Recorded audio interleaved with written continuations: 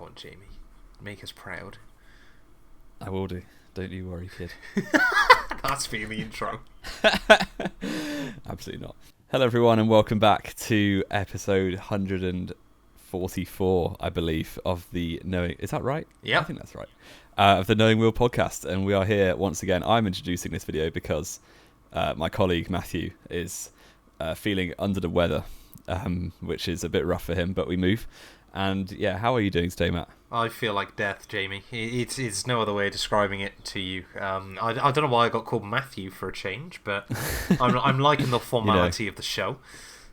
Absolutely. And we're here to preview, of course, the Brazilian Grand Prix. But before that, if you are watching this on Matt's main channel, as of 3 races time, that's crazy, 2024, this podcast will be moving solely to its own YouTube channel, Knowing Wheel, which you can find linked in the description. And so if you want to watch the podcast next year, you'll have to do it over there. So please go and subscribe now. We're trying to beat my own personal YouTube channel, which hasn't been uploaded on in 2.5 years. I can't be bothered to go and check, but we're going to say we're catching up. So yeah, thank you for the support over there on the podcast channel. And yeah, please go and subscribe if you're watching on the main.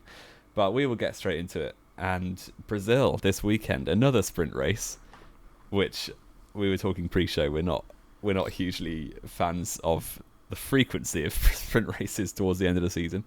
But yeah, how are we feeling about the Friday quali, Saturday sprint day, and Sunday Grand Prix?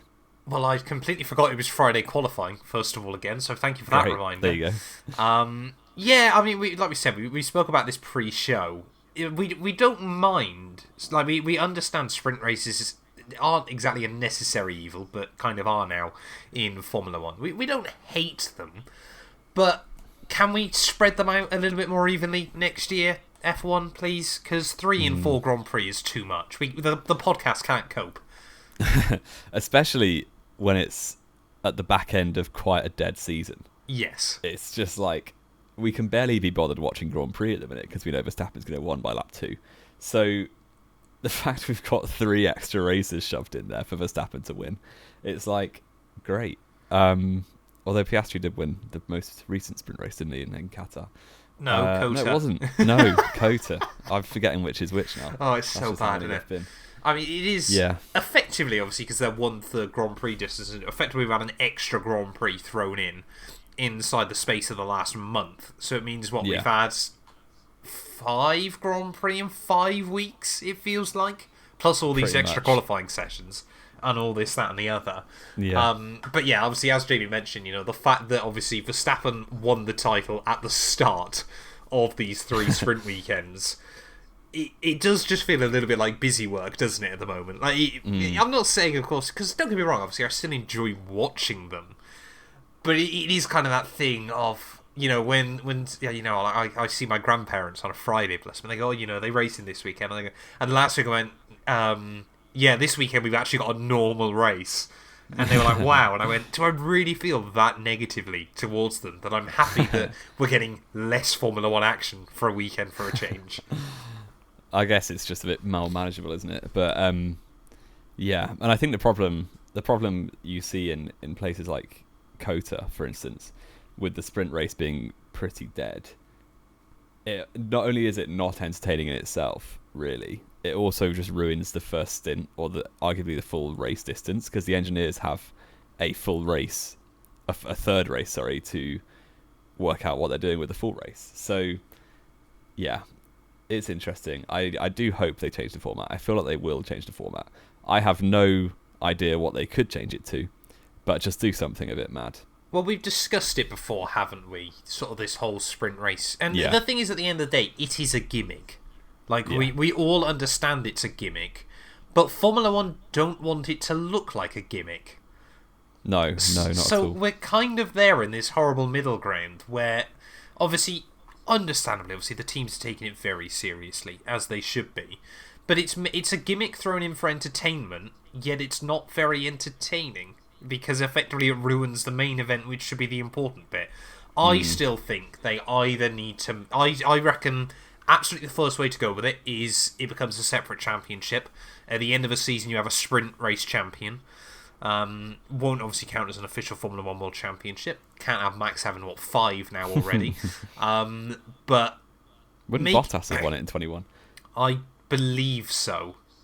Rather staggeringly. Outrageous. Bottas would be a world champion, but he would also be a world champion with 7 points to his name. Yeah. But make it its own championship and make it a bit more crazy.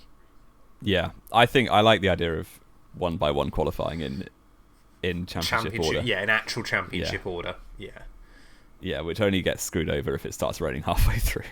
Or, on the contrary, if it stops raining halfway through. Yeah, that'd be very funny. You get not Liam Lawson. He wouldn't come back into a seat. But who is it? Logan Sargent, that's the one, on pole position. We'd love to see it. But I mean, yeah, kind of the best example we've got of that, I think, was 2002. I want to say the French Grand Prix, which is an absolute throwback. But I left both Minardis on the front row of the grid after first qualifying. They got screwed over in the second qualifying. We won't talk about that. And then Jos Verstappen didn't have enough fuel anyway. But, it could have been quite interesting. Because, don't get me wrong, I think in a 6-race championship, looking at it this year, have we had any qualifying sessions that were changeable, sprint qualifying sessions that were changeable conditions? I don't believe we have we? Belgium Austria. Belgium qualifying was, the Austrian sprint race was, if I remember correctly. So even if you've only got 6 or 7 sprint races, it's not a bad thing to have one of them that's quite crazy. But that's kind of the point of it anyway. It's like MotoGP, for example, this year. I was speaking to someone who's a big MotoGP fan, and he's kind of said, because they do it every race weekend. And he kind of said, the riders hated it at the start of the year, but now they've kind of embraced it. But it's also because MotoGP is far more action-packed in Formula 1. Yeah, you don't need to try hard to get overtakes in MotoGP. That's okay. I know what you mean, but I think not trying hard on a MotoGP bike is, the rules don't need to be bent to create overtaking. No, exactly. Because it happens naturally, because the bikes are obviously so small. Yeah. But yeah, I like the idea of the 1x1 quali in reverse order, because it kind of... Obviously, the teams would never agree to do reverse grids by championship order, because it's just too wild. I think the idea of doing the 1x1 quali kind of... It naturally pushes reverse grids, or some element of giving the bottom teams an advantage in quali, without it being super gimmicky. Well, it's what Formula E does, or did, I believe, for quite a few seasons, and it was kind of felt like it was a fair enough balance that the worst teams, of course, because Formula E is a lot more Formula 1 now is very homologated, actually. So the worst teams had a small enough advantage, but it was felt like at most venues it was enough that the drivers can make a difference. And that's kind of what you want, isn't it, from this? Yeah. And it's also that idea of one-shot quali, which is great whenever we have that in F1. So yeah, it gives every team more time on TV. Yeah. Because effectively, obviously, you get one... So obviously, what basically, how one-shot quali used to work was obviously driver goes out, starts their lap, and after they've started their lap, obviously the next driver goes out. So obviously they're trundling around as the driver's completing their fast lap. Effectively, each car probably gets about a lap and a half of TV time, which is well worth it. Well worth it. Yeah, for sure. I feel like everyone wins. We should work for the FIA. I think we should start a coup and take over the FIA. I reckon maybe. We take the FIA by force. We're going to fix Formula 1, ladies and gentlemen. Drop us a follow if you want us to fix Formula 1. But anyway, that was a bit of a rant about sprint races. But we've done a good rant, yeah. Yeah, Brazilian Grand Prix does have one this weekend. Of course, last year was a bit of a crazy qualifying on Friday night, and the rest of the weekend was quite mad as well. But of course, we had the changeable conditions, and Kevin Magnussen ended up on pole position, or sprint pole back then. Was it real pole? I guess it was real pole. I think technically it didn't count as real pole, but yeah. And then it all fell apart from there because he got taken out on lap 1 of the real race. Of the race, points or a point, I think, in the sprint race. Yeah, and obviously George Russell got his first, and as of right now only, Formula 1 win in both the sprint and the GP. So, yeah, Lewis Hamilton made it Mercedes 1-2, which if he hadn't crashed into Max Verstappen, he would have won the race. Max crashed into him. We spoke about it at the time, but yes. And then, it was a Red Bull off weekend. Could we see it again? 6th and 7th place behind Alonso's Alpine. I don't think... Because I think the thing was of course, that Brazil, for whatever reason, and I don't know how many times we say this on the show, but we are not aerodynamicists or anything like that. Brazil last year suited the Mercedes zero side pod concept for whatever reason. I'm not even convinced to this day Mercedes really know why exactly.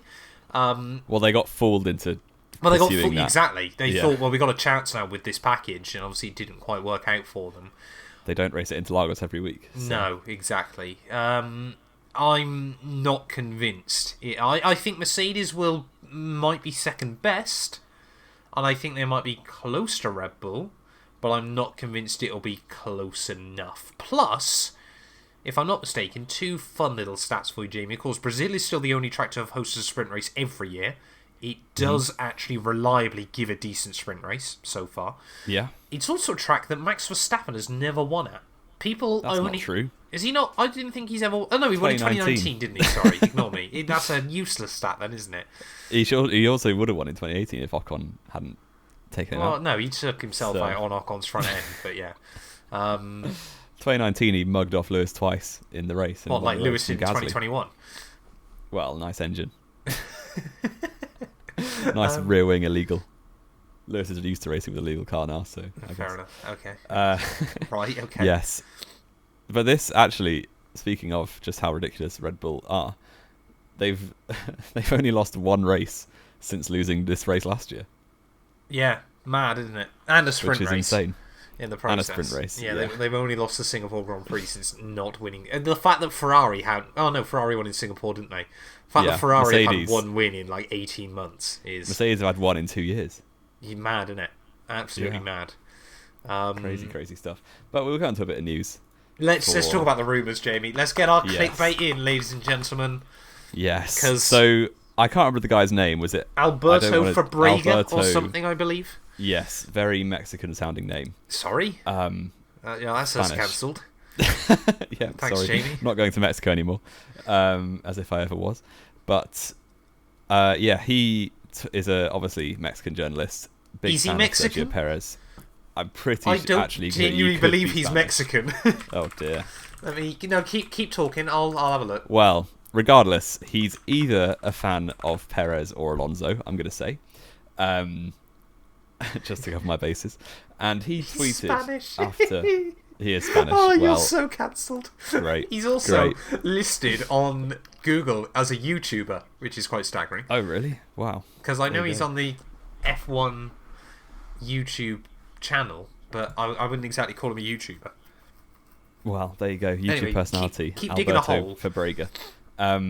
He tweeted after the Mexican Grand Prix in Spanish something like, "I really hope the paddock rumor I've heard isn't true," with a sad crying emoji.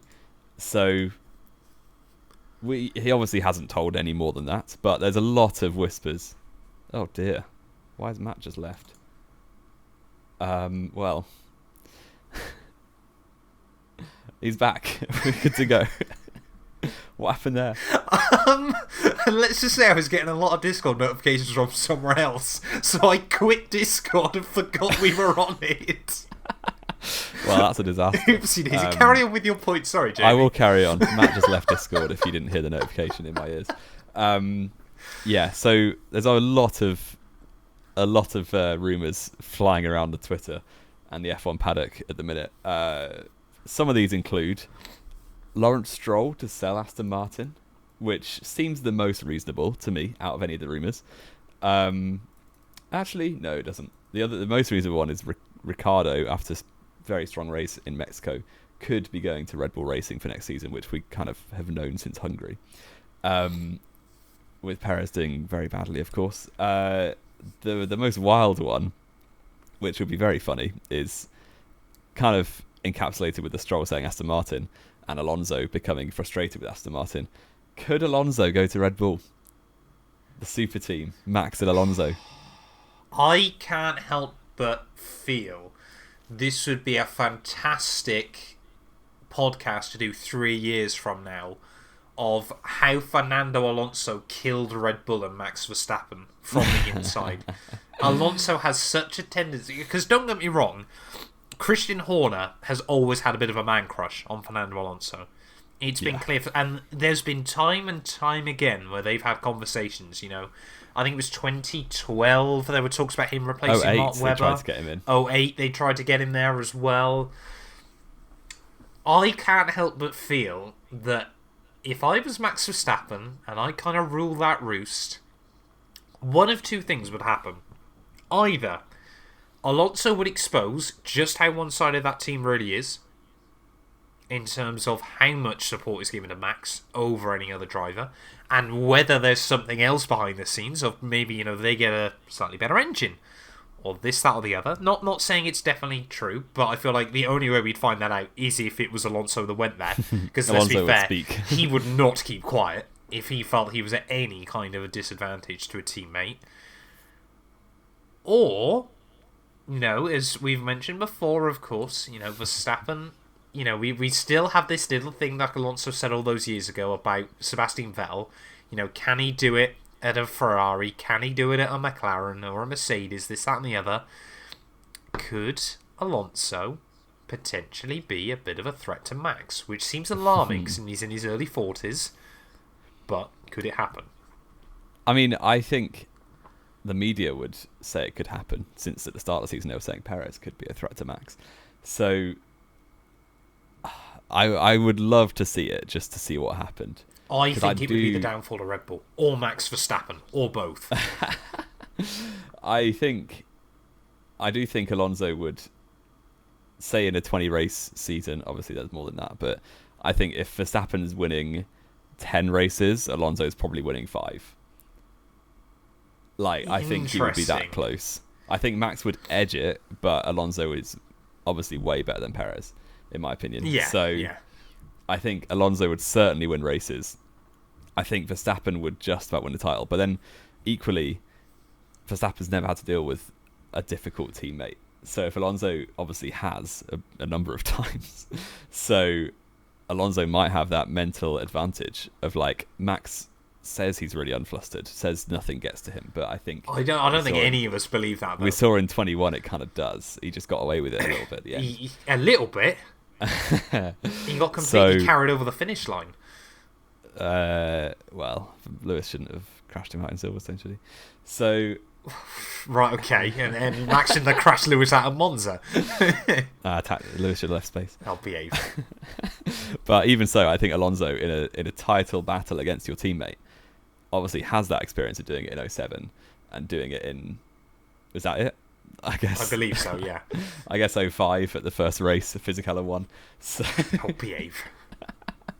So yeah, I would love it if Alonso went to Red Bull, just for the chaos it would cause. I mean, it would be a fantastic storyline, and I genuinely reckon, because say for example we still had a Bernie Ecclestone in charge, and let's be fair, with the recent news articles, he's not exactly averse from a little bit of corruption, is he? With how dead 2022 has been, it would not surprise me if Bernie, if he was, 2023, it would not surprise me if Bernie might have, paid Red Bull a little bit of money on the side to have Alonso in the car next year for the absolute storyline. Yeah, it would be one of the greatest lineups of all time. I have no doubt about that. I think it would explode spectacularly. I think it also would, but probably. I don't genuinely know who would come off worse. Because, as we've just mentioned as well, when we look back at the end of 2021, Verstappen had... You can't really argue against it here. I know you're going to try to, but you can't really argue against it here. Verstappen, after Mexico, completely imploded. Yeah. Qatar obviously got that penalty, was nowhere near Lewis. Qatar, everyone forgets about 2021. Yeah. It was such a dead race. It was the only thing they had was Alonso got a podium for Alpine.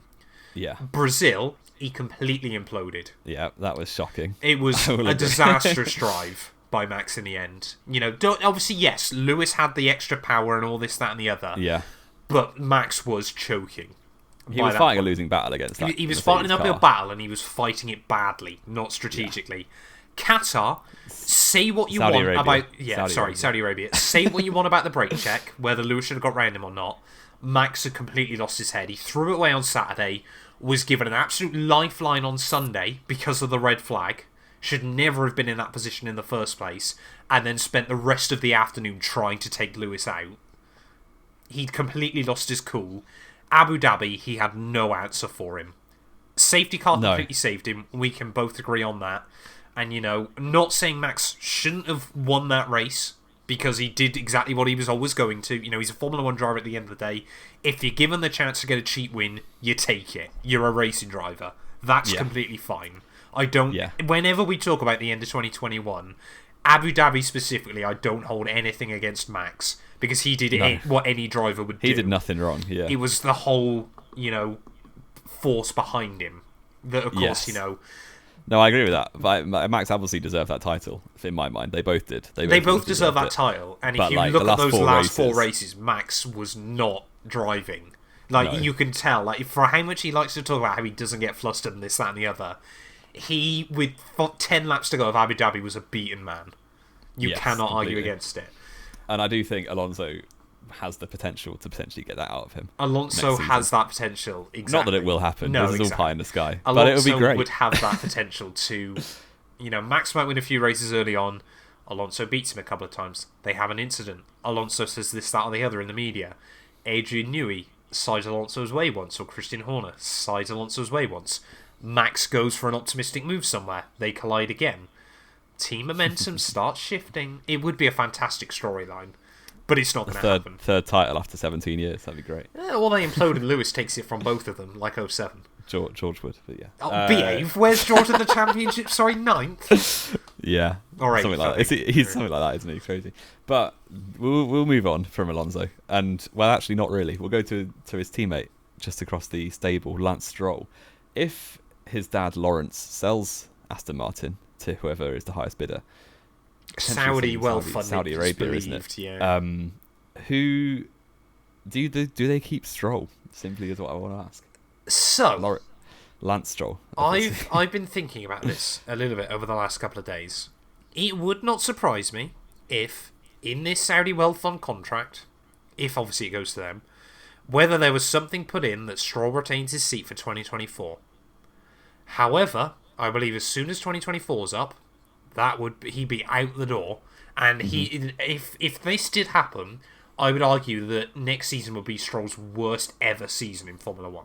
He would just check out completely. I think he would be absolutely exposed as, a pretty mediocre at best driver. The fact he's had 7 seasons now in Formula 1 should never happen.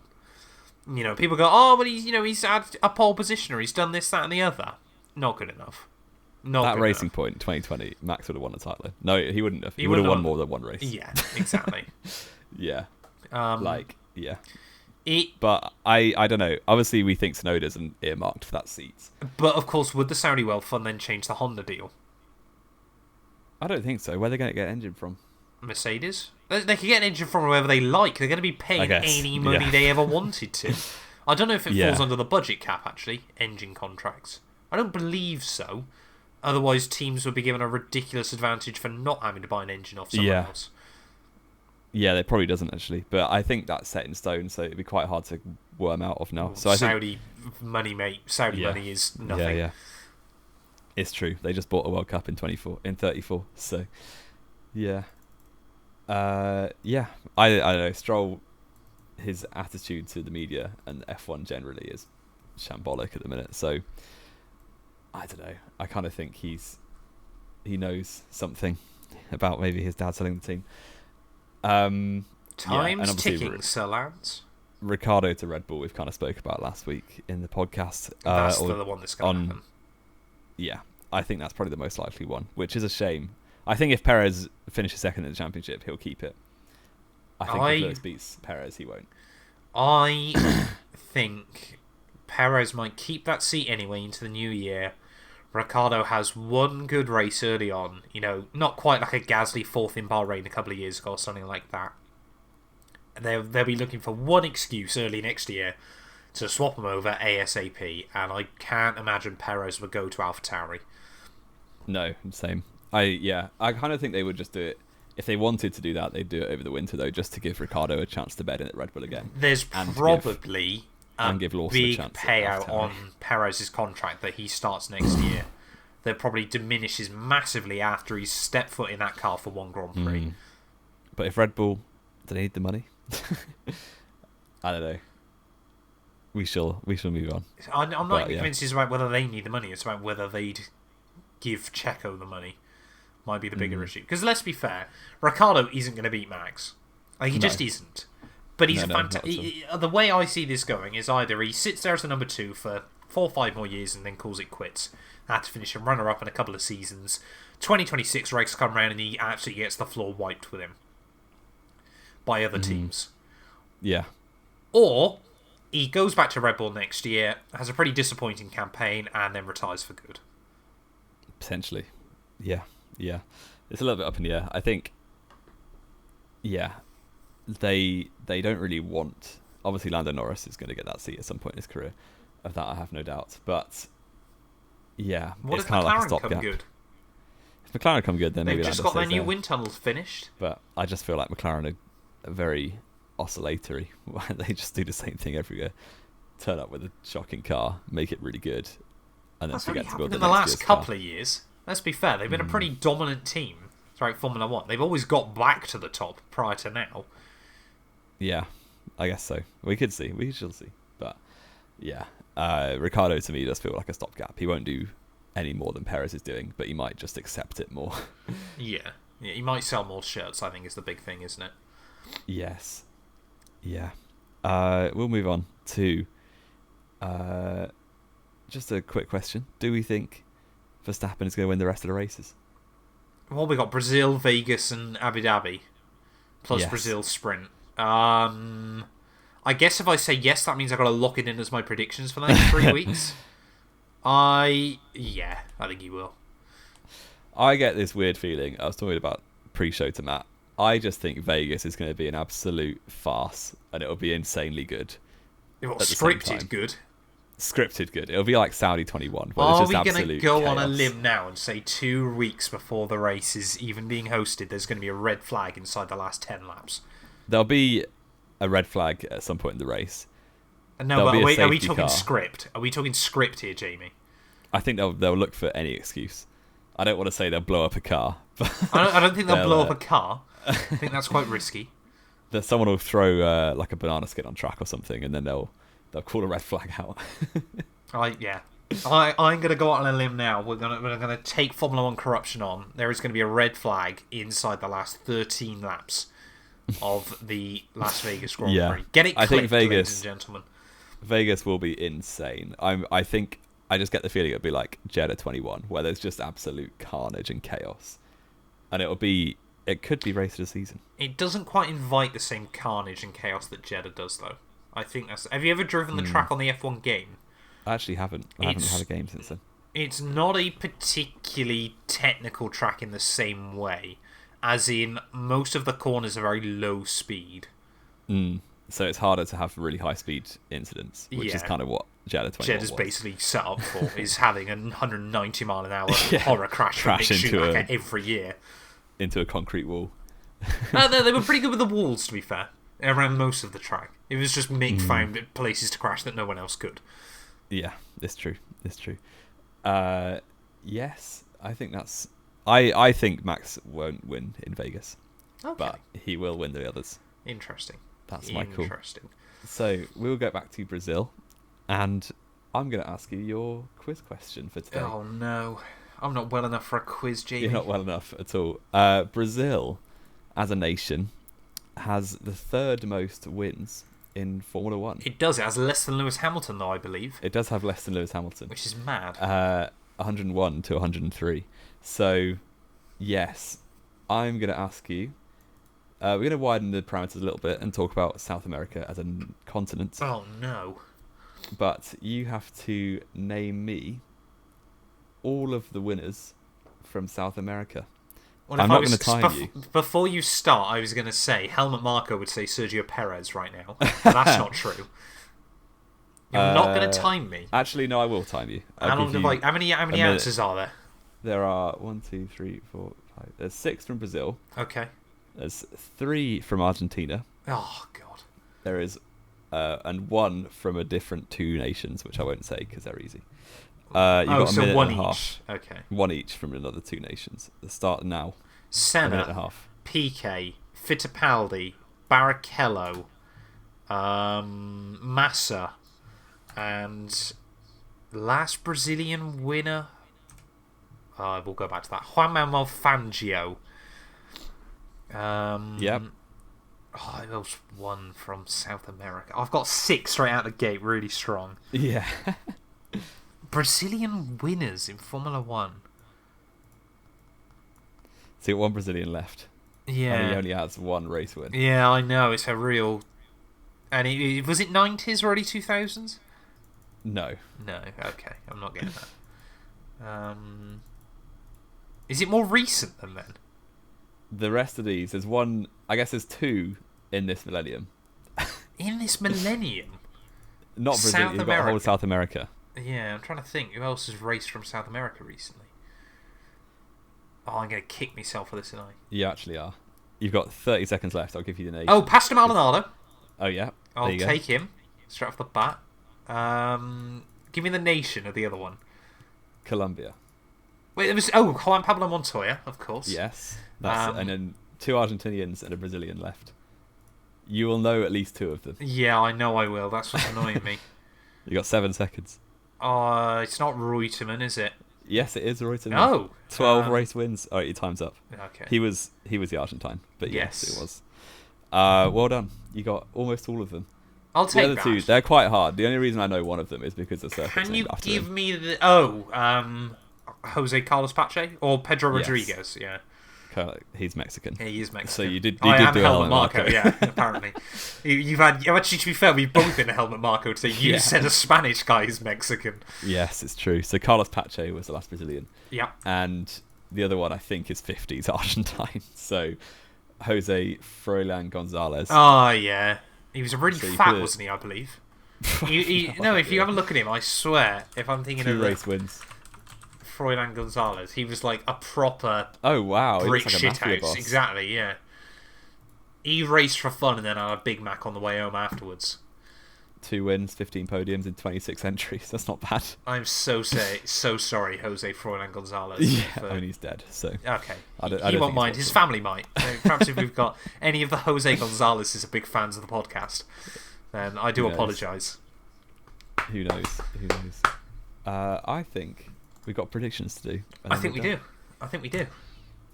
What the scores on the doors? I think I'm 3 behind you, aren't I? I'm 3 ahead, indeed. So we've got a sprint race this week, so 8 as well. Points up for grabs. 10 points up for grabs, even. We don't do sprint quali. So you're going to go first. I get to go first. Max, because I'm boring. Let's check the weather. Lewis and Lando. Double British podium. No, actually, sorry, we will go Lewis Lando. It's not going to rain. It might rain Friday evening, but it's not going to rain Saturday, Sunday. I've locked in my predictions, Jamie. Pole position. Tempting to say Nico Hülkenberg, as he's done it before, but I will not. You had to get that in there, didn't you? He's not even the most recent Haas driver to get a pole at thingy. At Interlagos, no. I'll go Max Verstappen on pole. Actually, I would be intrigued to know how many times in Formula 1 history a team has gone to a Grand Prix where both their drivers have only taken pole at that race. It might be the most convoluted stat ever. That's a very convoluted stat. But I would be intrigued to know. Yeah, I'm trying to think. Jarno Trulli maybe would have been somebody doing that. No, he got pole everywhere, didn't he? Yeah, he was a good driver. No, did he? He only ever won at Monaco, didn't he? Sorry. Yeah, he got a couple of poles. I will go... I feel like every week I'm predicting Norris to win a sprint race. I'm going to do it anyway. Norris to win the sprint. Why not? Okay. Max to win the Grand Prix. Who's getting pole? Max. Okay. Norris to win the sprint. Podium will be Max Verstappen, Lando Norris, and Charles Leclerc. Okay, so we've both got Lando on the podium, but in different positions. Yes. But we're both saying I think he's got to be. If he has a clean race, he'll be on the podium, basically, is the deal right now, isn't it? Yeah, so. It feels like it. But he's going to win the sprint, according to Jamie183. Yes. Which we love to hear. Have we got anything else to add, Jamie? Have we? Because you're doing the outro. I don't think we have. All good. Wonderful. So, yeah, that's the end of the video. I hope you enjoyed. If you did, leave it. This is my own YouTube outro. This is really bizarre. I've not done this in about 3 years. Go on, Jamie. Throw it back for us. I've lost my flow now. It's all over. Don't forget, subscribe to the podcast, to YouTube channel. Follow us on Spotify. Follow us on Twitter and Instagram, whatever you want to do. Hope you enjoyed. Brazil will be back on Monday or Tuesday, for the review of the race where Lando Norris has won his first sprint race in Formula 1. And yes, goodbye from me and goodbye from Matt. You're not going to say bye? Wow, that was like pointless.